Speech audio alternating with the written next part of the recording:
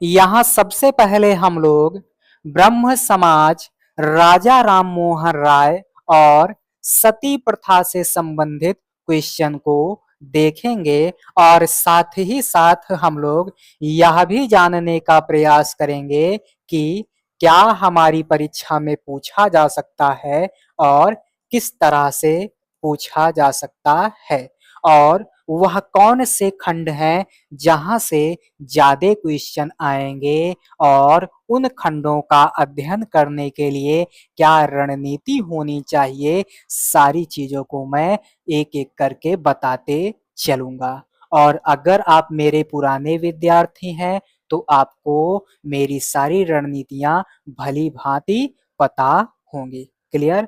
और अब मैं जो भी बात बताने जा रहा हूं उसको बहुत ध्यान से सुनिएगा और समझिएगा।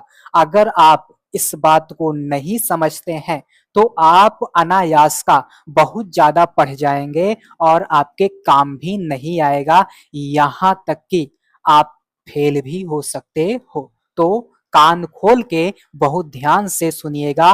अब मैं आपको जो बताने जा रहा हूं, आपके सिलेबस में साफ साफ दिया गया है कि भैया सामाजिक पक्ष को पढ़ के आओ। क्लियर। और फिर आपसे कहा जा रहा है भैया सांस्कृतिक पक्ष को पढ़ के आओ।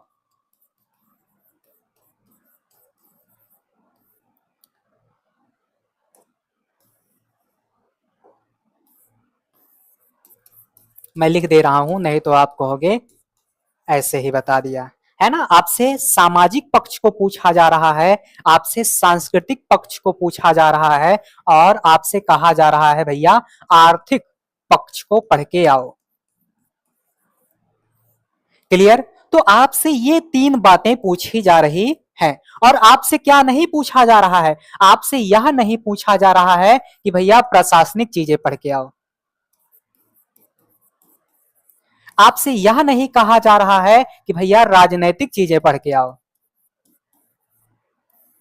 और आपसे यह भी नहीं पूछा जा रहा है कि बाबू भौगोलिक चीज पढ़ के आओ, है ना। ये सब आपसे नहीं पूछा जा रहा है। ये मैं इसलिए बता रहा हूं क्योंकि बहुत सारे हमारे ऐसे साथी हैं जो गांधी जी के तमाम आंदोलनों को पढ़ने लगते हैं और इसी बीच और भी बहुत सारी घटनाएं होती हैं जो कि राजनीतिक और प्रशासनिक होती हैं, बच्चे उसको पढ़ने लगते हैं। तो भैया ये सब आपको नहीं पढ़ना है। क्लियर।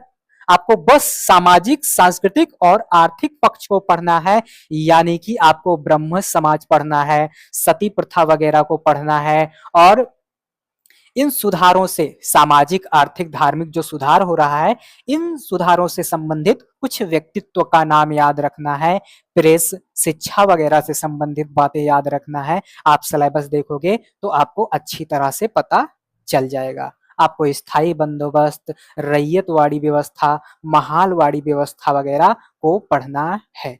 क्लियर। तो आप इस बात को ध्यान में रखे रहिएगा। इस पर मैंने 5-6 मिनट इसलिए बर्बाद किया ताकि आपको अच्छे से पता रहे। अब आइए, यहां आपका पहला क्वेश्चन दिया गया है, इसको जल्दी जल्दी से कीजिए। क्वेश्चन कह रहा है निम्न महापुरुषों में से कौन भारतीय जागृति का जनक कहलाता है। कौन कहलाता है, जल्दी जल्दी से बताओ। क्या स्वामी विवेकानंद कहलाते हैं, राजा राम मोहन राय, रविंद्रनाथ टैगोर या दयानंद सरस्वती। जल्दी जल्दी से बताना है। भारतीय जागृति का जनक, तो भैया आपको कहना है राजा राम मोहन राय। क्या कहोगे, राजा राम मोहन राय, राजा राम मोहन राय। अब आइए इसकी व्याख्या देख लेते हैं।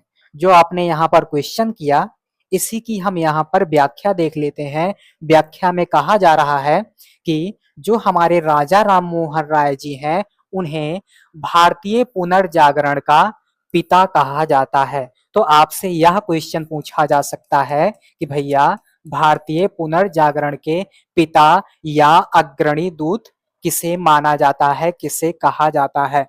तो आपसे ये वाला क्वेश्चन पूछा जा सकता है। इन्हीं राजा राम मोहन राय को भारतीय राष्ट्रवाद का पैगंबर भी कहा जाता है और इन्हीं राजा राम मोहन राय को अतीत और भविष्य के मध्य सेतु कहा जाता है और इन्हीं राजा राम मोहन राय को भारतीय राष्ट्रवाद का जनक भी कहा जाता है। आधुनिक भारत का पिता भी हम लोग कह देते हैं। प्रथम आधुनिक पुरुष तथा युग दूत भी यही कहे जाते हैं। तो जितनी भी बातें यहाँ पर दी गई हैं, इनमें से जहां तक मुझे लग रहा है कि एक आध फैक्ट आपकी परीक्षा में हो सकता है। अब किस रूप में होगा वह तो एग्जामिनर ही जाने, क्योंकि जब मैंने पहला पेपर देखा तो काफी हद तक तो उसने लेवल को बढ़ाया था, लेकिन जितने भी क्वेश्चन पूछे गए थे लगभग उसमें से 67-68 क्वेश्चन 2 घंटे वाली क्लास से आए थे। आपके पास पेपर होगा और लेक्चर यूट्यूब पर पड़ा ही होगा, जाके उसे देख लीजिएगा, है ना। 6-7 क्वेश्चन इधर उधर हुए थे, बाकी सारे क्वेश्चन उसी में से आए थे।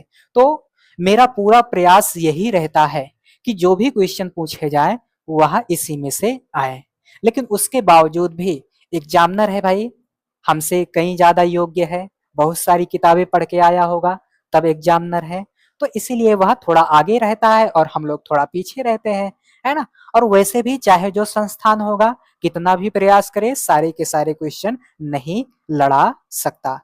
फिर भी मैंने 67-68 क्वेश्चन तक लगा दिया है, ये अपने आप में ही बहुत बड़ी बात है। तो भैया आप ध्यान में रखे रहिएगा। क्लियर।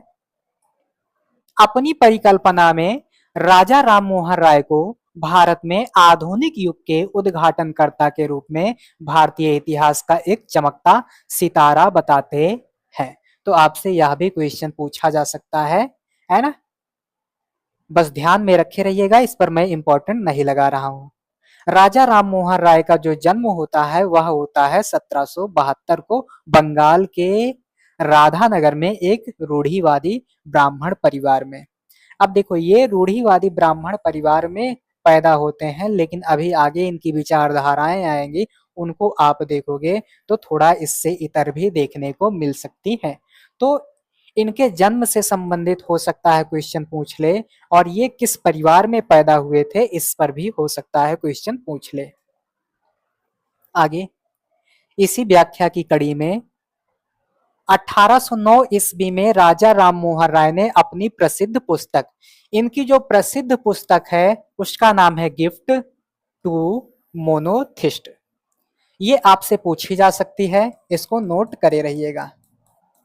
आप देखोगे एक बार पीसीएस में क्वेश्चन पूछा गया था, तब उसमें उसने एग्जामिनर ने क्वेश्चन पूछते वक्त यह वाली तिथि दी थी, और फिर जब मैं कई किताबों को पढ़ रहा था तो उसमें तुहफत उल मुआहिदीन का जो है ये 1803 बता रहा था। तो ये आप इसके अंदर नोट करे रहिएगा, है ना। तुहफत उल मुआहिदीन, इसके लिए आप 1803 तिथि याद रखे रहिएगा, और गिफ्ट टू मोनोथिस्ट के लिए 1809 याद रखे रहिएगा। और इसको इन्होंने किस भाषा में लिखा, फारसी भाषा में लिखा। तो आपसे किताब पूछी जा सकती है और यह किताब किस भाषा में लिखी गई है यह पूछी जा सकती है।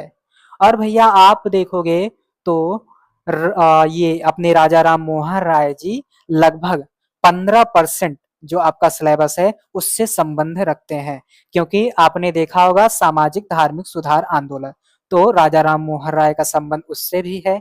ब्रह्म समाज, राजा राम मोहन राय का संबंध उससे भी है। शिक्षा आपके पाठ्यक्रम में है और राजा राम मोहन राय का संबंध उससे भी है। आपके सिलेबस में विधवा, बाल विवाह और सती प्रथा वगैरह है, राजा राम मोहन राय का संबंध उससे भी है। कई सारी पत्र पत्रिकाएं होती हैं, प्रेस वगैरह होता है, आपके सिलेबस में दिया गया है, राजा राम मोहन राय का संबंध उससे भी है। तो इस तरह से अगर हम देखें तो लगभग आपके सिलेबस के 15 या 20% भाग से संबंध रखते हैं राजा राम मोहन राय जी। तो ऐसे में हो सकता है 2-3 क्वेश्चन इनसे पूछ ले। क्लियर, 2-3 क्वेश्चन इनसे पूछ सकता है। आगे आप देखोगे राजा राम मोहन राय जी को राजा की उपाधि किसने दिया, यह आपसे पूछा जा सकता है। जब पूछे कि राजा राम मोहन राय जी को राजा की उपाधि किसने दी, तो आपको कहना है मुगल बादशाह अकबर द्वितीय ने। किसने दिया भैया? मुगल बादशाह अकबर द्वितीय ने। क्लियर? और फिर आप आगे बढ़ोगे, इंग्लैंड के ब्रिस्टल में ही 27 सितंबर 1833 को राजा राम मोहन राय की मृत्यु हो गई, जहां उनकी समाधि है। तो इनकी समाधि कहाँ है, इस पर क्वेश्चन पूछा जा सकता है। और क्वेश्चन इस तरह होगा कि आप भारत ही उत्तर में लगाओगे। आपका एग्जामिनर इस तरह से क्वेश्चन पूछ सकता है कि आप मजबूर हो जाओगे कि भैया भारत या भारत से संबंधित कोई राज्यवाज्य लगा दूं। तो ऐसा आपको नहीं करना है, आपको सीधा बताना है इंग्लैंड का ब्रिस्टल।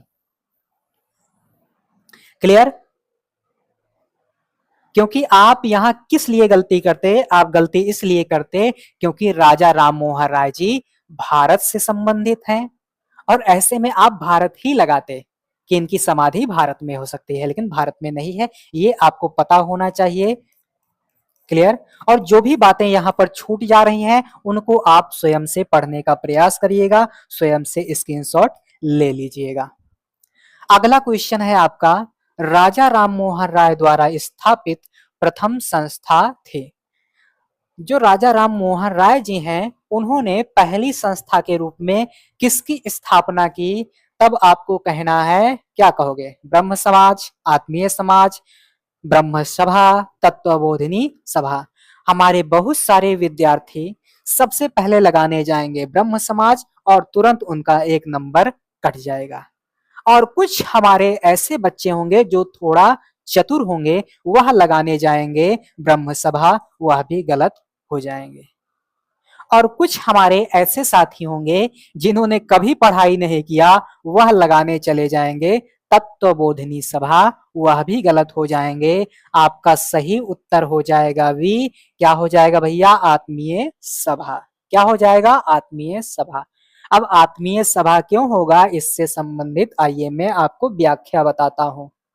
व्याख्या में कहा जा रहा है, हिंदू धर्म के एकेश्वरवादी मत का प्रचार करने के लिए 1814 या 1815 ईस्वी कोलकाता में राजा राम मोहन राय ने अपने युवा समर्थकों के सहयोग से आत्मीय सभा की स्थापना की।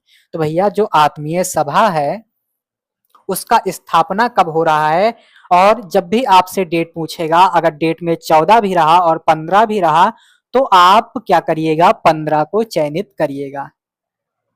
क्या करिएगा भैया? 15 को चयनित करिएगा। जब आप यूपीएससी वगैरह की किताबों को पढ़ोगे तो उसमें 14 दिया गया है, और आप एसएससी वगैरह में जाओगे या पीसीएस वगैरह में जाओगे तो 18-15 देखने को मिलेगा। तो ऐसे में तिथियों का हेर फेर दिख सकता है। तो वैसे तो जहां हेर फेर हो वहां क्वेश्चन नहीं पूछना चाहिए, लेकिन आपका एग्जामिनर कुछ अलगे दिमाग का है। जैसे मैंने शिवाजी के जन्म के बारे में बताया था, 2 तिथियां चलती हैं, एक मराठी परंपरा के अनुसार, एक भारत सरकार के अनुसार। और जब उसने क्वेश्चन पूछा था पहले पेपर में, तब उसने दोनों तिथियों को दे दिया था। अरे भैया एक ही तिथि को दो, क्या जरूरत है दोनों को देने की? लेकिन उसने सही किसको माना होगा? उसने सही भारत सरकार के अनुसार माना होगा। क्लियर? और मैंने दोनों बता दिया था। तो आपको ऐसी बातें पता होनी चाहिए। और ये जो आत्मीय सभा है ये कहाँ स्थापित होती है, तो कलकत्ता या कोलकाता, कुछ भी लिखा हो आप तुरंत कट करके चले आइएगा, यानी क्लिक करके चले आइएगा, सही करके चले आइएगा। तो आपको पता चल गया कि अगर इस तरह से हमें क्वेश्चन पूछ के भ्रमित करे, तब हमें जल्दबाजी में कुछ नहीं करना है, थोड़ा सोचना है, समझना है, उसके बाद आगे बढ़ना है। ये व्याख्या हमने देख लिया। आत्मीय सभा की स्थापना कब हुई, कहाँ हुई, इससे संबंधित क्वेश्चन हो सकता है। और जो मैं क्वेश्चन करा रहा हूं उस पर भी क्वेश्चन बन सकता है। क्लियर? आगे आपसे पूछा जाएगा, ब्रह्म समाज का सिद्धांत आधारित है, किस पर आधारित है भैया? नास्तिकता पर नहीं, अद्वैतवाद पर नहीं, बहुदेववाद पर नहीं, आपका हो जाएगा एकेश्वरवाद। क्या हो जाएगा? एकेश्वरवाद। अब आइए इससे संबंधित व्याख्या करते हैं। आपसे यह क्वेश्चन पूछा जाएगा, कि ब्रह्म समाज की स्थापना कब हुई, तब आपको बताना है 1828। और मान लीजिए एग्जामिनर और डीप चला गया तो ये मंथ वाला क्वेश्चन पूछ लेगा। क्लियर? आपसे यही पूछा जाएगा कि ब्रह्म समाज की स्थापना कब हुई और कहां हुई। ये हो गया। और ब्रह्म समाज के संस्थापक कौन है या ब्रह्म समाज की नींव किसने रखी, यह भी क्वेश्चन आपसे पूछा जा सकता है। और जैसा कि मैंने बताया कि राजा राम मोहन राय जी से कम 3, 4 या 5 क्वेश्चन तक भी पूछे जा सकते हैं। क्लियर? जिसे पहले ब्रह्म सभा के नाम से जाना जाता था, यह भी आपसे पूछा जा सकता है कि ब्रह्म समाज को पहले किस नाम से जाना जाता था, तब आपको कहना है ब्रह्म सभा। क्या कहोगे बच्चा? ब्रह्म सभा। क्या कहोगे? ब्रह्म सभा। पहले ब्रह्म सभा नाम था, फिर आगे इसका नाम चेंज कर दिया गया और ब्रह्म समाज रख दिया गया। तो ये बातें आपको पता होनी चाहिए। और मैंने अभी जो क्वेश्चन कराया उसका उत्तर था ब्रह्म समाज की स्थापना का उद्देश्य एकेश्वरवाद की उपासना। क्या है भैया? एकेश्वरवाद की उपासना। तो इसीलिए हमने यहाँ पर सी को सही किया था। आगे, मूर्ति पूजा का विरोध तथा अवतारवाद का खंडन। ब्रह्म समाज ने सार्वभौम ईश्वर की उपासना पर बल दिया।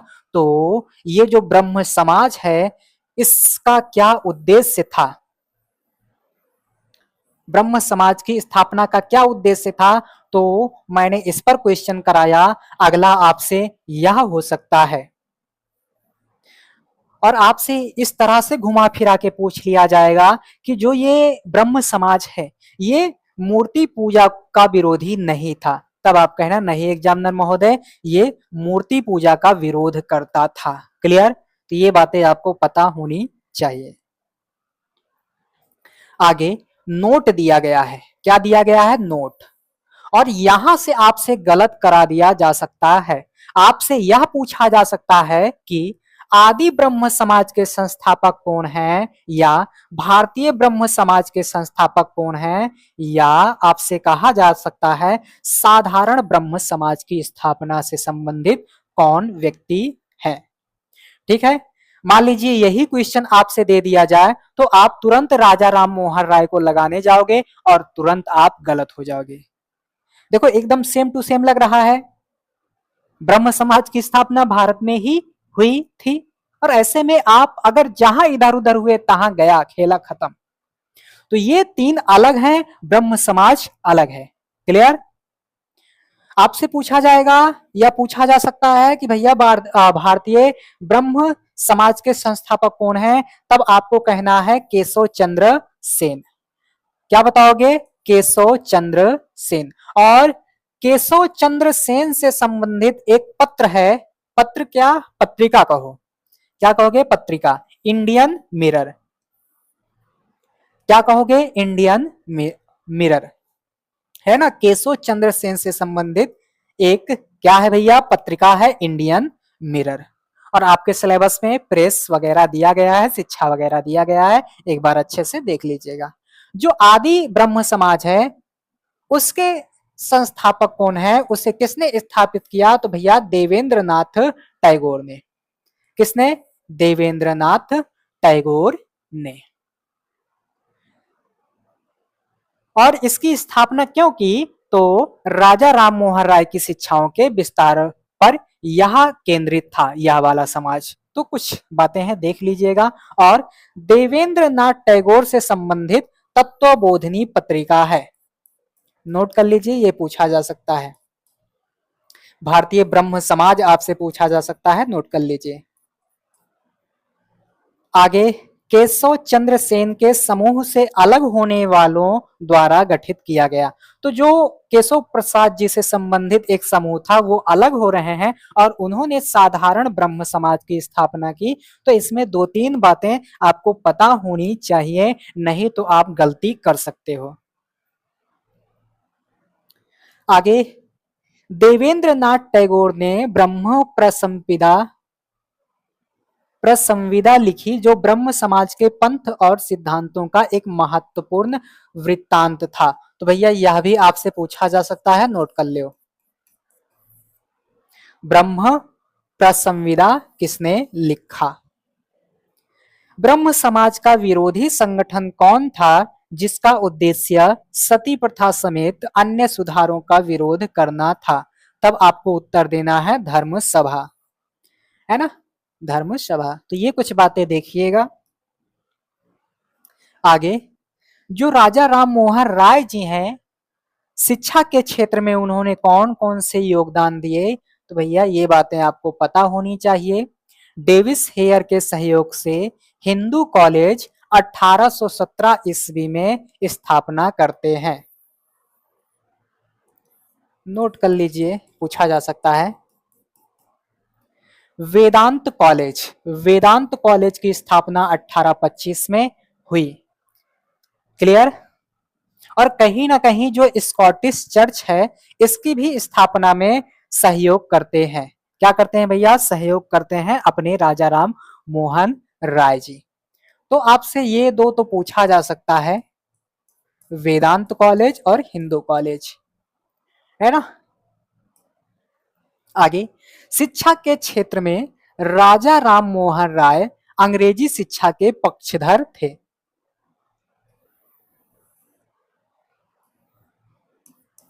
ये आपसे पूछा जा सकता है, और इस तरह से घुमा के पूछा जा सकता है कि राजा राम मोहन राय जी अंग्रेजी शिक्षा के पक्षधर नहीं थे। जब पूछे नहीं थे तो आपको कहना है कि भैया थे, है ना। ये हो गया। उनके अनुसार एक उदारवादी पाश्चात्य शिक्षा ही अज्ञान के अंधकार से हमें निकाल सकती है और भारतीयों को देश के प्रशासन में भाग दिला सकती है। उन्होंने बाल विवाह, सती प्रथा, मूर्ति पूजा आदि का भी विरोध किया। ये जरूर नोट करे रहिएगा।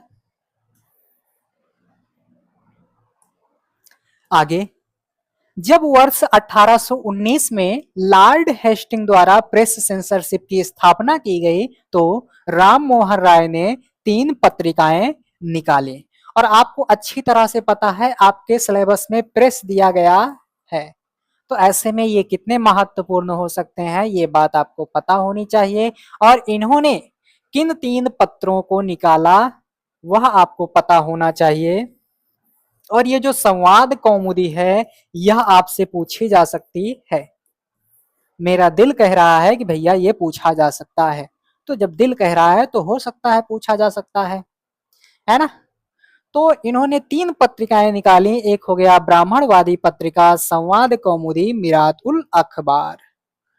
तो कब निकल रही हैं ये ध्यान में रखे रहिएगा, संवाद कौमुदी को ध्यान में रखे रहिएगा। आगे, सती प्रथा का उन्मूलन। आप देखोगे, सती प्रथा के नाम पर जिनके पति मर जाते थे, उन औरतों को या उन स्त्रियों को जिंदा जला दिया जाता था। तो जो उच्च वर्ग है, उनमें यह आम बात थी, मामूली बात थी। मर गया पति, ले जाओ फूंक दो, पत्नियों को जला दो। राजा राम मोहन राय के प्रयासों से विलियम बेंटिंग ने बंगाल संहिता के विनियमन के तहत सती प्रथा को अवैध बना दिया। तो सती प्रथा को अवैध बनाने में कहीं ना कहीं राजा राम मोहन राय जी के प्रयास हैं। और किसने सती प्रथा का उन्मूलन किया? William Bentinck. क्या? विलियम बेंटिक, है ना। ये हो गया। राजा राम मोहन राय ने कहा, सती प्रथा को शास्त्र की आड़ में हत्या, हत्या है ही, शास्त्र की आड़ में हत्या कहा, बिल्कुल सही बात है, हत्या है, सीधी सीधी हत्या है। किसी भगवान ने नहीं कहा कि स्त्रियों को जला दो, किसी देवी देवता ने नहीं कहा, जो भगवान द्वारा रचित किताबें हैं उन्होंने भी ऐसा नहीं कहा। ये तो हम लोगों द्वारा बनाया गया प्रपंच है, ढोंग है।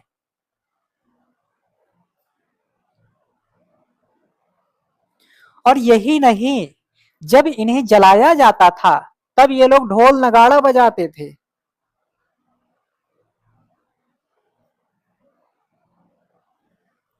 आगे, 16वीं शताब्दी की शुरुआत में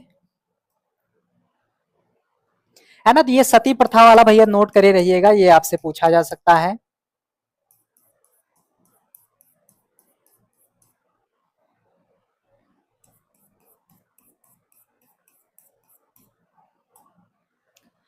सोलहवीं शताब्दी की शुरुआत में पुर्तगालियों में आप देखोगे एक पुर्तगाली होता है अल्फांसो डी अल्बुकर्क, जिसने सती प्रथा पर पाबंदी लगा दिया था। और आप मराठों को देखोगे तो उन्होंने भी लगभग अपने क्षेत्र में सती प्रथा पर पाबंदी लगा दिया था। और कहीं ना कहीं अकबर ने भी पाबंदी लगाया था।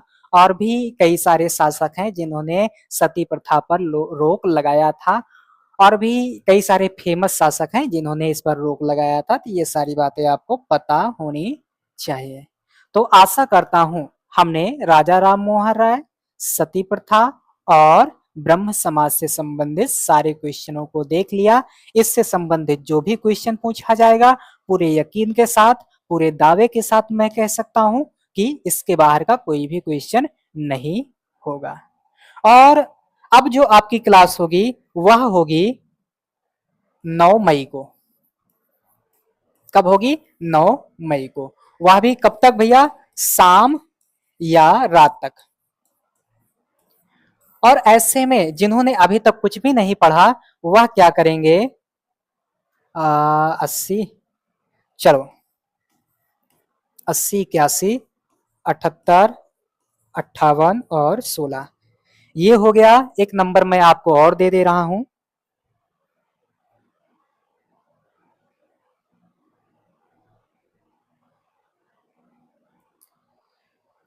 95, 65,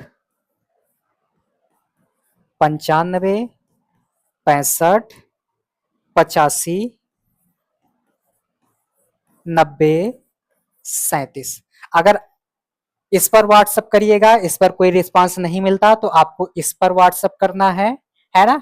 दोनों में से कहीं ना कहीं आपको इसकी पीडीएफ मिल जाएगी, जिसमें मैंने सारी चीजों को छांट छांट के रखा हुआ है। उसको भी आप जल्दबाजी से एक बार देख लीजिएगा। फिर 9 को क्लास अगली आएगी ही, उसमें आपको और भी बेहतरीन तरीके से समझ में आ जाएगा। तो पीडीएफ के लिए आप इन चैनलों इन व्हाट्सएपों पर जा सकते हैं। क्लियर? तो आज के लिए बस इतना ही, फिर मिलेंगे। बहुत बहुत धन्यवाद।